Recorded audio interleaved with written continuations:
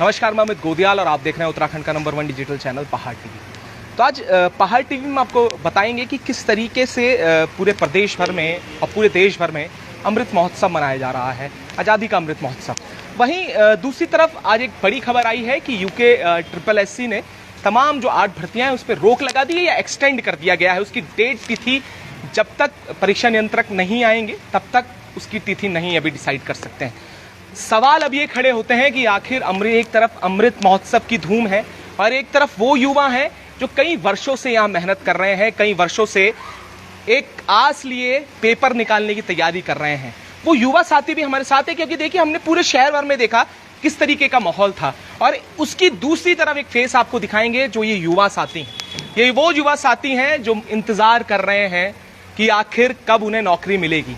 Paper देते हैं, paper leak होता है, आखिर जिम्मेदार कौन है?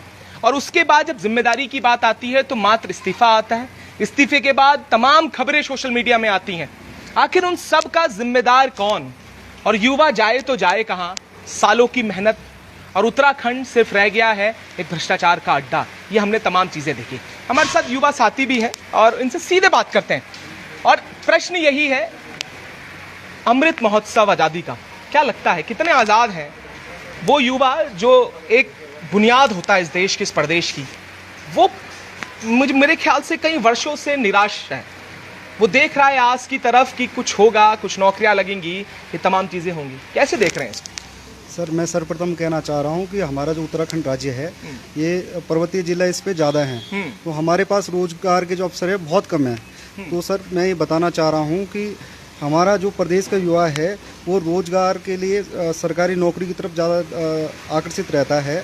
उसमें जो है आज के समय में अधिकतर लोग जो है यहाँ बड़े बड़े जो शहर हैं हमारे यहाँ के, उनमें जो है आके तैयारी करते हैं। मैं खुद 2013 से यहाँ देहरादून में जो है मैंने अपनी ग्रेजुएशन करी और भी पढ़ाई करी, और उसके बाद जो है मैं लगातार तैयारी में बना हुआ हूँ। मुझे बहुत निराशा होती है कि जब हम कोई एग्ज़ाम देते हैं और एग्ज़ाम निकाल लेते हैं और उसके बाद जो है परीक्षाओं में अनियमितता आती है, तो इससे जो है कहीं ना कहीं हमें जो है बहुत निराशा होती है। और इसमें जो अभी पेपर हैं वो भी कहीं ना कहीं अभी जो है सब पेपर पीछे चले गए हैं।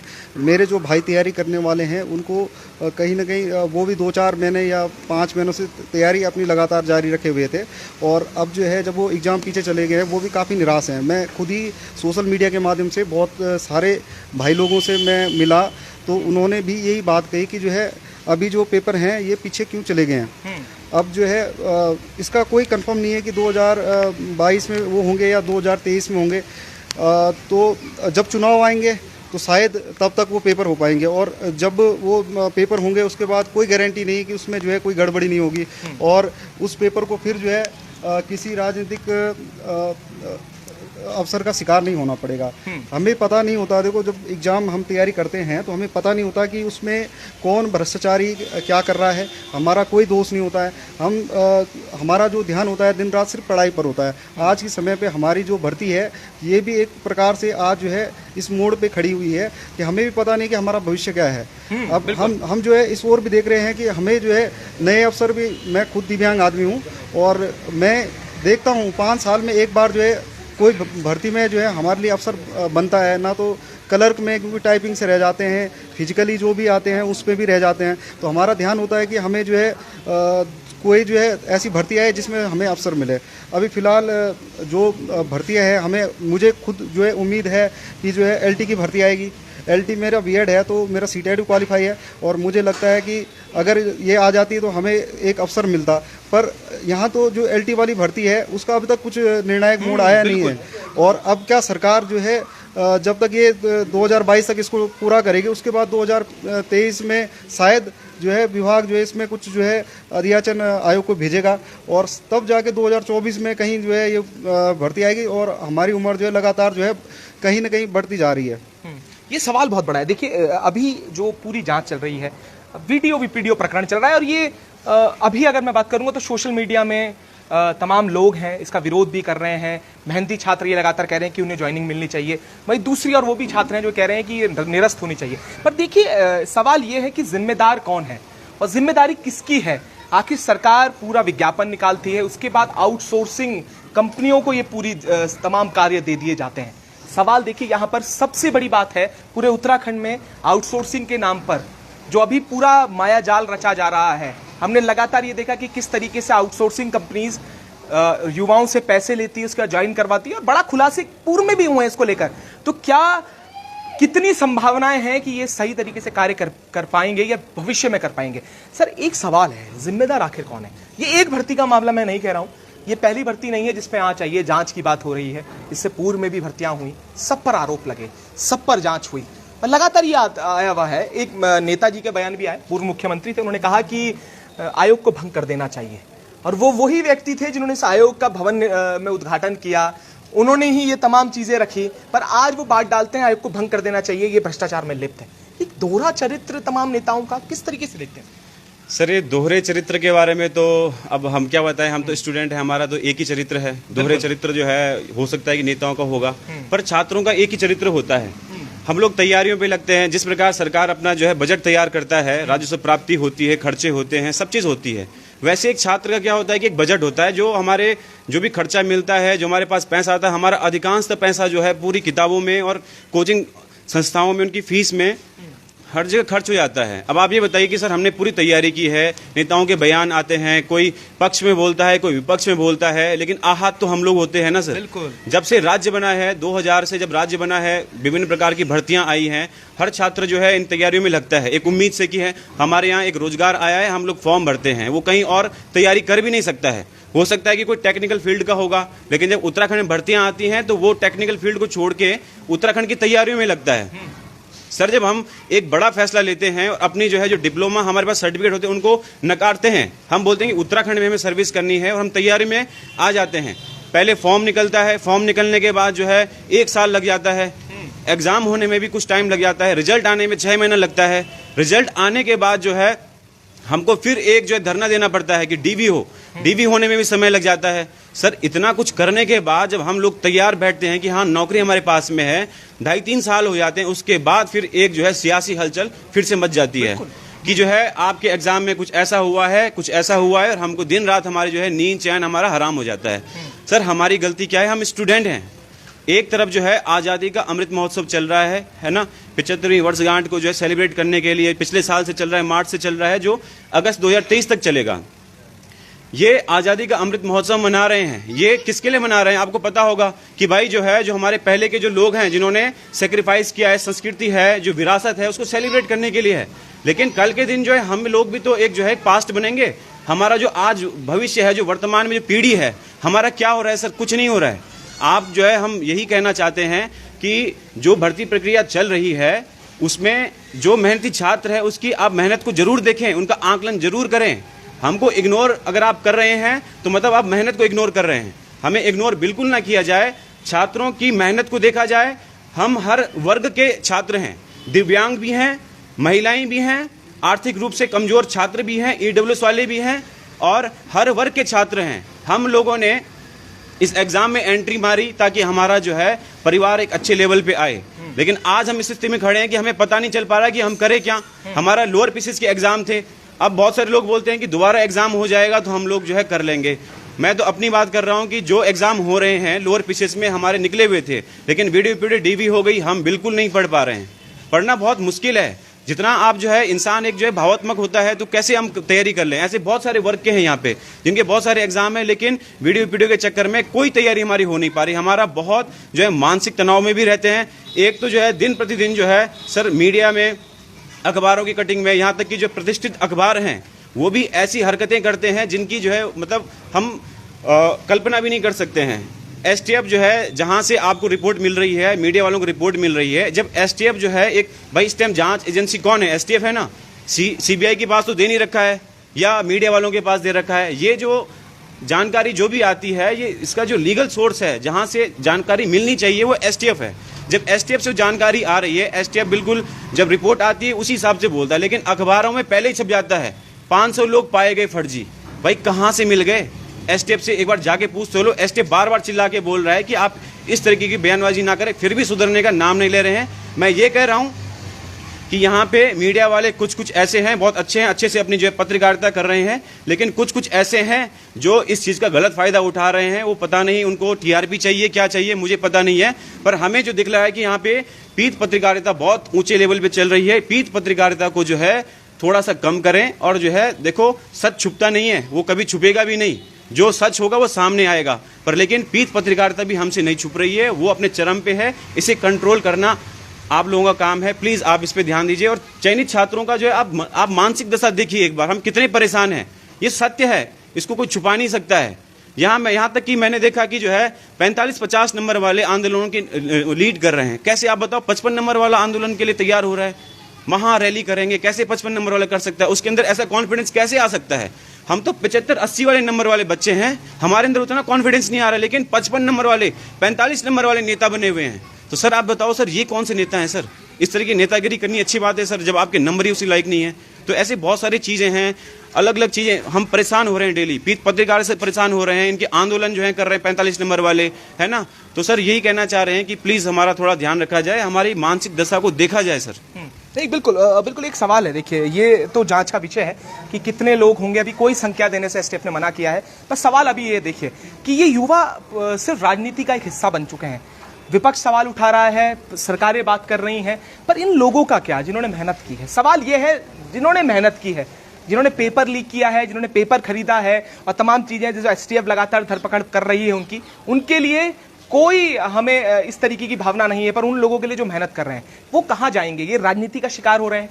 राजनीतियों में लगातार आता है सिंबल साहब, लगातार बयान आ रहे हैं राजनेताओं के, कोई कुछ कह रहा है, कोई विपक्ष में आपकी आवाज उठा रहा है, कोई मेहनती छात्र के लिए बात कर रहा है, भर्तियों की अलग अलग बात हो रही है, अलग अलग 8 भर्तियों पर रोक की बात हो रही है। देखिए, रोक इस समय मैं कहूंगा जब तक नहीं है, क्योंकि 6 महीने से 8 महीने से जो परीक्षा नियंत्रक थे वो नहीं है। ये अब सवाल है, उससे पूर्व में भी परीक्षा कराई गई, तो अचानक ऐसा क्या हुआ कि ये जांच जब से शुरू हुई है उस पर सारी चीजें बदल रही हैं? आयोग भी अलग निर्णय ले रहा है, अलग अलग बयान भी आ रहे हैं, ये सवाल अपने आप में गहराता जा रहा है, और मात्र जो लोग हैं वो अब उनकी टेंशन्स बढ़ती जा रही हैं, जो युवा है वो टूटता हुआ नजर आ रहा है। क्या कहेंगे इस पर? सर सबसे पहले जो है आयोग जो है आज डेट में जो है आयोग है या कोई भी जो है सरकार है, विपक्ष है, कोई भी हमें जो है श्योर नहीं कर रहा है कि आपका भविष्य क्या होगा। दूसरी ओर जो है एक जो है पक्ष विपक्ष वाली छात्रों के विचार भी आपस में बंटे हुए हैं। आज जो है एक छात्र से एक छात्र ही लड़ रहा है, जो दिखने में आ रहा है। कहीं ना कहीं एक तरफ जो है एक तबका है जो पक्ष और विपक्ष का काम हो रहा है, तो उसमें कहीं ना कहीं हम लोग जो हैं आपसी जो हमारे मुद्दे हैं उन्हीं में भिड़ रहे हैं। पर जो मेन मुद्दा है रोजगार का, जो हमें हमारी उम्मीदें हैं सरकारों से, जब से आज जो है 75 साल हो चुके हैं आज़ादी को, तो इसमें जो है ना कहीं जो है हमें रोजगार के लिए, क्योंकि हम विश्व की सबसे बड़ी जनसंख्या वाले देशों में हैं, तो अभी यहाँ पे भारत में सबसे ज़्यादा रोजगार के लिए जो है सबसे ज़्यादा युवा हैं, तो उसके लिए जो है सरकार क्या काम कर रही है? भर्तियाँ आ रही है, और भर्तियों में भी ऐसी जो है जैसे भर्तियाँ पीछे जा रही है, या जो भर्तियाँ अभी हैं, जितनी भी भर्तियां हैं, फॉरेस्टर की है, एलटी की है, और प्रवक्ता की है, सचिवालय रक्षक की है, बीडीओ है, कनिष्ठ सहायक है। चलो एक भर्ती को आपने चलो जो भी है उसका मामला है हमारा, पर और भर्तियों में उनमें भी अभी तक ज्वाइनिंग नहीं हुई है। हम अपना ही पक्ष नहीं रख रहे हैं, हम कह रहे हैं कि जो भर्तियां जो है अभी तक जो है जिनमें डीबी हो चुका है, जिनका डीबी होने वाला है, उन भर्तियों में भी अभी तक कुछ जो है कुछ नहीं हो रहा है। तो फिलहाल जो है इसमें कहीं ना कहीं जो है हमें जो है हम जैसे युवाओं को निराशा जो है हाथ लग रही है। और मैं कहीं ना कहीं जब सोशल मीडिया में जुड़ा रहता हूं, तो बहुत से लोग, बहुत से बच्चे जो है कहीं ना कहीं निराश दिखते हैं, जो सरकार की अभी जो कहीं ना कहीं इसमें जो अभी फैसले हैं उससे कहीं ना कहीं अभी जो आने वाली भर्तियां थी चुनाव के बाद जो है लगातार अभी वही भर्तियां नहीं हुई है जो चुनाव से पहले जो है कराई गई थी, और उसमें अभी फिलहाल जो है जो अभी नया तैयारी में जो लगा हुआ बच्चा है उसे उम्मीद है कि आने वाली जो भर्तियां हैं वो कब आने वाली है। मुझे जहां तक सूचना है कि जो है एलटी में ही 10,000 पद जो है रिक्त पड़े हुए हैं, विभागों ने सूचना दी है, पर अभी तक जो है वो जो है पुराने जो भर्तियां हैं वही पूरी नहीं हो रही है। तो नए जो जितने भी है आने वाले जो है क्लर्क में है या कोई भी और पद हैं जिनमें भर्तियां आ सकती है, उनको जो है जब ये पूरी नहीं होगी तो आने वाली भर्तियां कैसी होगी। नहीं, ये सवाल बहुत बड़ा है। देखिए, आयोग के पास अपने कितने कर्मचारी हैं ये भी अपने आप देखने वाली बात, नियमित कितने कर्मचारी हैं वो भी एक समझने वाली बात है। और जो आयोग जिस समय अपनी ही आयोग में भर्तियां नहीं करवा पा रहा है वो किस तरीके से भर्तियां कराएगा ये भी सवाल है। और आखिर इन युवाओं का क्या, और आने वाली भर्तियां कितनी सही होंगी और किस दिशा में होंगी ये भी समझने वाली बात होगी। और कब ये युवा जो है सही तरीके से पेपर देके आगे बढ़ पाएंगे और कब तक ये पेपर जो लीक का दंश है ये युवा झेलता रहेगा। और तमाम ये छात्र हैं, आप देख सकते हैं, मैं कैमरामैन को बोलूंगा ये वो लोग हैं। देखिए, जांच होनी चाहिए, जांच के लिए आप सीबीआई जांच कराइए, आप एसटीएफ से जांच करा ही रहे हैं, अगर लगता है तो आगे भी जांच होनी चाहिए। उन तमाम लोगों की होनी चाहिए, उन्हें सजा भी मिलनी चाहिए कि आगे से कभी ऐसा ना हो और ये छात्रों को इंसाफ मिल सके। और इंसाफ कैसे होगा, कब तक मिलेगा और कब तक ये छात्र जो है इंतजार ही करेंगे और कब तक, क्योंकि उम्र निकली जा रही है और उम्र के बाद हमने देखा कि किस तरीके से कांस्टेबल में भी यही हुआ है, 7 साल के बाद भर्ती आती है, उसके बाद इंतजार। और उत्तराखंड में अगर हम बात करेंगे तो रोजगार के नाम पर सिर्फ इंतजार इन युवाओं को करना पड़ रहा है और आखिर कब तक करना होगा ये भी देखने वाली बात है। तो इन युवाओं का क्या होगा, इनका भविष्य कहाँ है, ये सरकार को भी समझना होगा, जवाब देना होगा इसको लेकर। और किसी ने कुछ अपनी बात रखनी है तो जरूर वो आगे अपनी बात रख सकते हैं।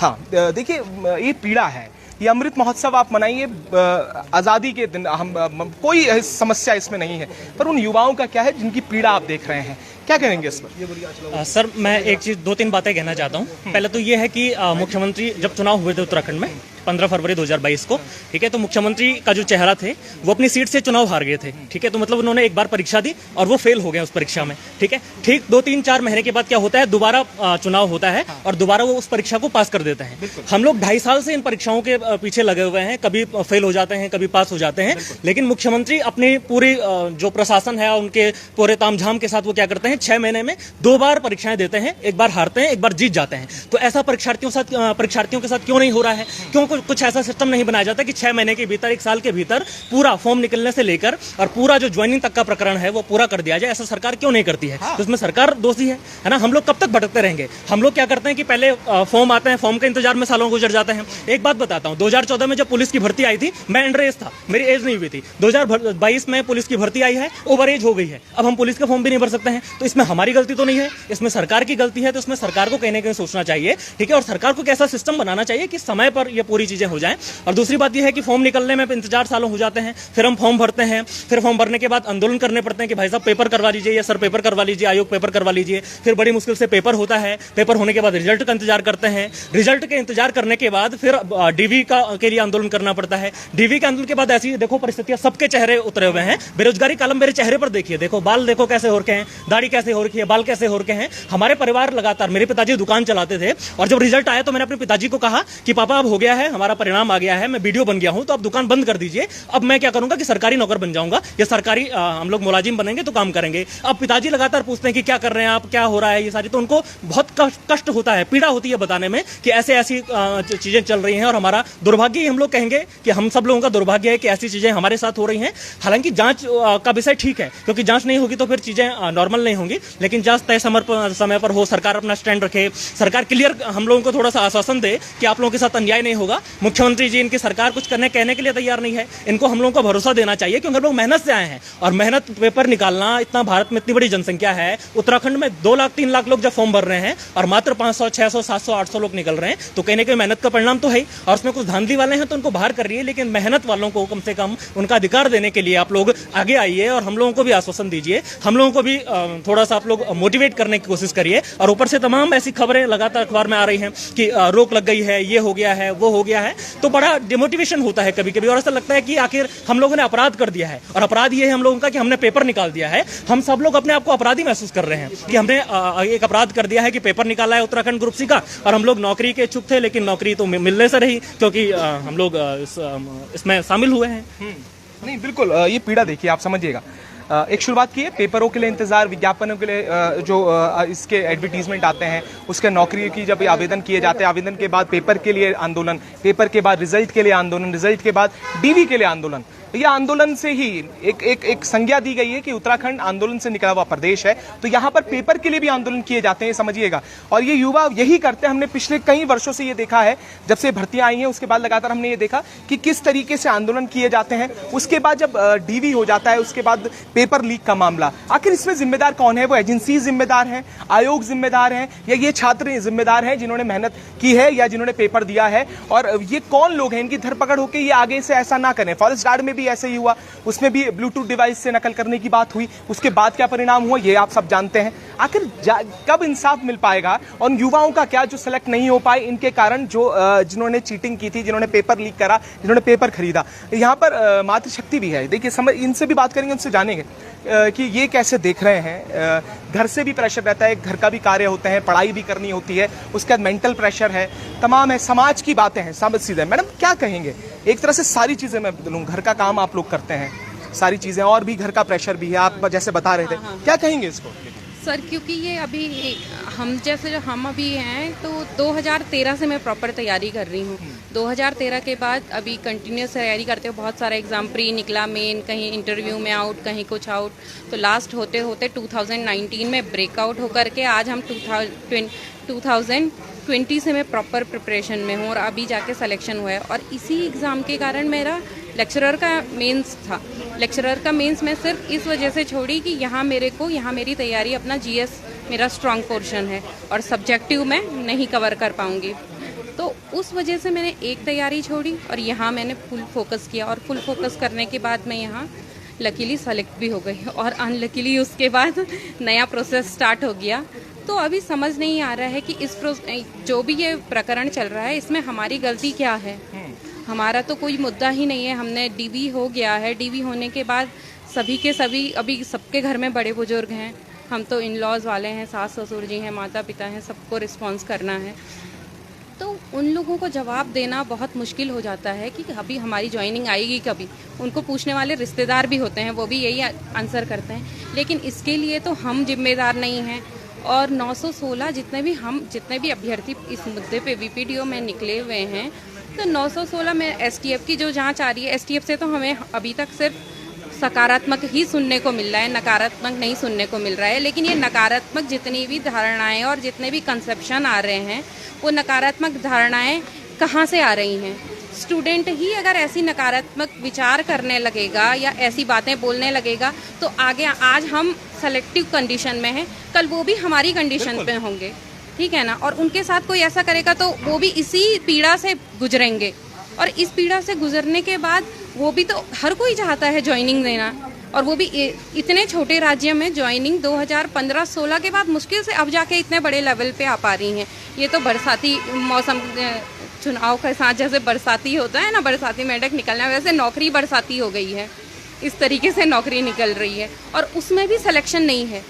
तो ये किसका मुद्दा है? ये हमारा मुद्दा नहीं है। हमारा जब एक बार डीवी हो गया है, हमसे, मुझे लगता है जेई वाले एग्ज़ाम में इससे पहले यही हुआ है कि उनको एफिडेविट के साथ ज्वाइनिंग कराई गई है, बिल्कुल करवाई गई है, और वो आज भी भले ही वो इस डर में जीते हैं कि पता नहीं हमारा होगा कि हमारा मुद्दा आगे क्या होगा। मेरे कोई नोन बंदी है, नोन लड़की है, उसके थ्रू मैं ये बात मुझे पता चली थी, लेकिन सेम प्रोसेस हमसे करवा लो, क्योंकि हम तो फेयर मीन्स से आए हैं, तो हम नहीं जानते हैं कि अनफेयर मीन्स से तो कौन आया। इतने हम यहाँ पे कलेक्टिव हो रहे हैं और सबके सब, कोई काशीपुर में दे रहा है, कोई नैनीताल, कोई चमोली डिस्ट्रिक्ट, सभी जगह हम ज्ञापन दे रहे हैं। तो हम इतने बच्चे तो फेयर तो हैं ही, 500-600 अगर इतनी भी हैं, तो एक बच्चा भी अगर फेयर है तो उस बच्चे को जॉब मिलनी चाहिए, क्योंकि एक बच्चे की मेहनत बहुत बड़ी है। मेरी मेहनत तो मैं ही जानूंगी मैंने कैसे मेहनत किया है।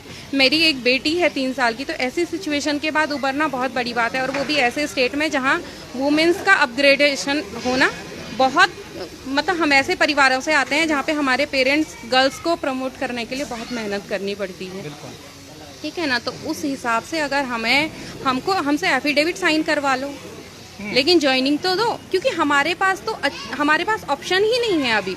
एक अब जाके पटवारी वाला एग्ज़ाम, एक लेखपाल है, वो जाने कब होगा, क्योंकि अभी कैंसिल रोक लगा दी है, तो उसका गारंटी नहीं है।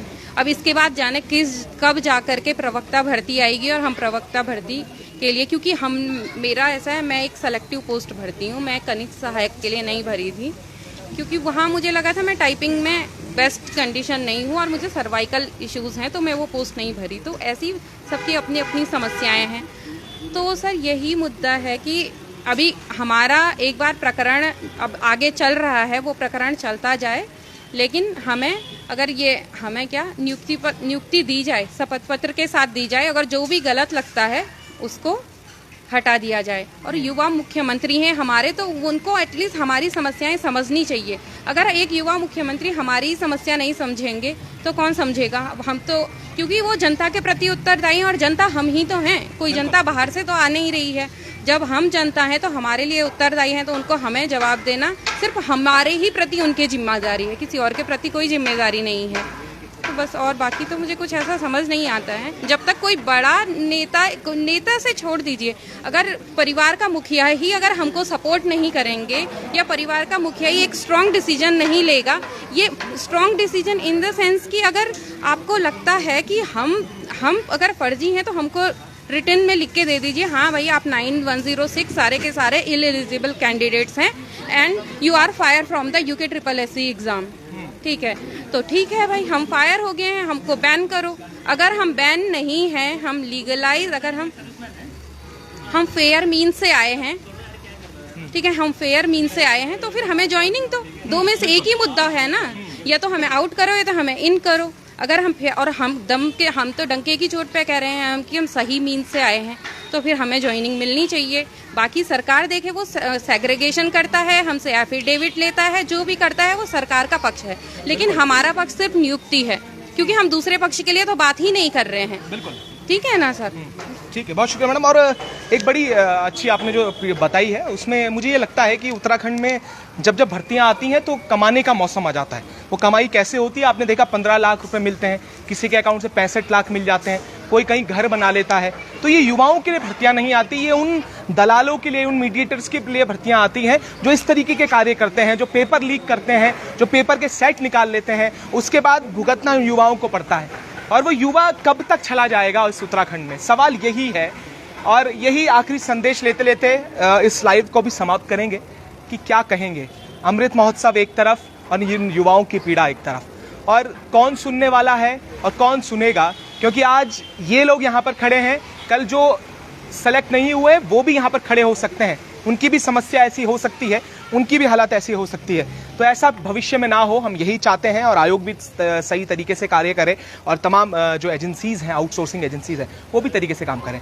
क्या आखिरी संदेश के साथ कहेंगे आप? सर, आखिरी में हमारा संदेश जो है 3-4 पार्टियों को है। पहली पार्टी वो है जो कोचिंग संस्थान वाले हैं, जो अभी तक जो है बच्चों को बुला रहे हैं, आओ आप जो है भ्रष्टाचार के खिलाफ लड़ाई करो। भ्रष्टाचार के खिलाफ लड़ाई में हम भी सर अग्रणी हैं। हमने जो है हर लेटर में लिखा है कि हमारी जांच हो। जिस प्रकार हमें डीवी के लिए बुलाया गया है, मैं एक खुले मंच पे बोल रहा हूं कि हम 916 बंदों को बुलाया जाए, हमारा शपथ पत्र लिखाया जाए। हम बोल रहे हैं, लिख के दे रहे हैं कि जो है किसी भी स्टेज में अगर हम दोषी पाए जाएं तो हमें उसी टाइम जो है तत्काल प्रभाव से जो है हमें पद से हटाया जाए। इसमें हम कभी भी रोएंगे नहीं। सर आप ये देखिए सर, हम जो है बच्चे मेहनती छात्र हैं, हर जगह शर्तों पे हम ही ढल रहे हैं। हम अपनी पीड़ा भी बता रहे हैं, जिस प्रकार की जो है अग्नि परीक्षा से गुजरना है उसके लिए भी हम तैयार हैं। पर एक दूसरा वर्ग है सर, जिसके लिए हमारा संदेश है, वो वर्ग वो है जो 45-50 नंबर लेके और आज सड़कों पे उतरने जा रहा है। ये लोग जो हैं 45-50 नंबर लाने के बाद, है ना, कुछ लोग ऐसे हैं काशीपुर संस्थान से या कोई जो है कुमाऊं साइड के बच्चे हैं, कुछ लोग इंस्टीट्यूट भी चला रहे हैं, उनके नंबर 70 से नॉर्मलाइजेशन के बाद बढ़ रहे हैं, 70 के दहलीज पे खड़े हैं, फिर भी सर आंदोलन के लिए तैयार हो रहे हैं। सर आप ये बताइए सर, मेरिट लिस्ट में 1 नंबर से ना सर, 1 नंबर के गैप से 100 से 150 के बच्चे पीछे हट जाते हैं। बिल्कुल। अगर कोई बंदा 5 नंबर पीछे है मेरिट लिस्ट से सर, तो आप ये बताइए ना सर, क्या उसका जायज है सर? तो ये जो है बहुत सारे बच्चे हैं 45-50 नंबर वाले, इनको जो है अपने साथ बरगलाया जा रहा है, तैयारियों से भटकाया जा रहा है। हमारे जो छोटे छोटे भाई हैं उनको समझ नहीं आ रहा है। आप तैयारियों में बने रहें और ऐसे लोगों के जो है आप बिल्कुल बातों में ना आए। ये जो है इनको बहुत जो है बिल्कुल होता है ना कि मीठी मीठी बातें करके इन बच्चों को जो अपने साथ ले रहे हैं, ये सर बहुत गलत बात है। और लास्ट में सर एक अंतिम संदेश जो है वो है हमारी चुनी हुई सरकार के लिए। सर सरकार को मैं ये बोलना चाहता हूँ कि जो है उत्तराखंड की सरकार हमें सुने। हम कोई डिफरेंट नहीं है, हम पाकिस्तान के लोग नहीं हैं, हम दूसरे प्रदेश के लोग नहीं हैं, हम आपके ही बच्चे हैं। हमने मेहनत की है और उस एग्जाम में बैठे हैं जिस एग्जाम को आपने ही अध्याचन के रूप में आपने जारी किया है। तो सर ये आपकी रिस्पॉन्सिबिलिटी है। अगर इसमें धांधली भी हुई है, पकड़ भी तो आप ही रहे हैं सर।